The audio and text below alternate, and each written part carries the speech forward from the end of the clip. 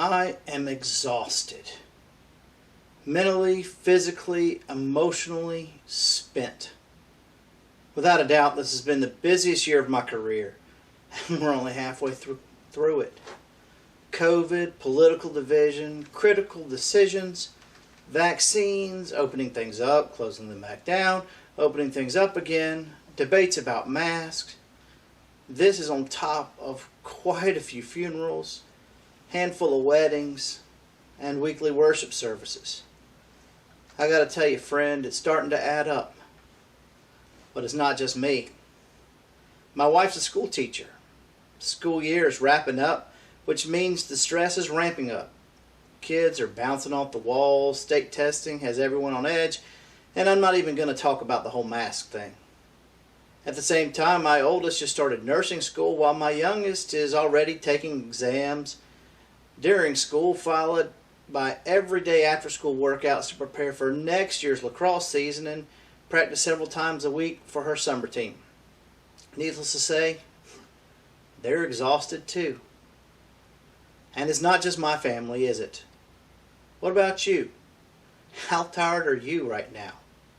Have all the events of the past year finally worn you down? The economy, the pandemic, the gas shortage, the election, the protests, the arguments, along with all the other day-to-day things we have to deal with. Illness, bills, relationship problems, grief, pain, stress. Some days it's tough to get out of bed, and some days we probably wouldn't if it weren't for all the stuff that's piled on our plates.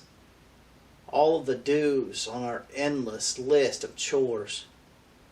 We've got the weight of the world on our shoulders, and it's so tiring. It's so taxing. It's all just so exhausting. And friend, as long as we try to keep bearing the weight of the world, it always will be. As the prophet Isaiah proclaimed, even youths will faint and be weary, and the young will fall exhausted. That's the problem. We're tired because we think it's all on us. We're so taxed because we try to do it all alone.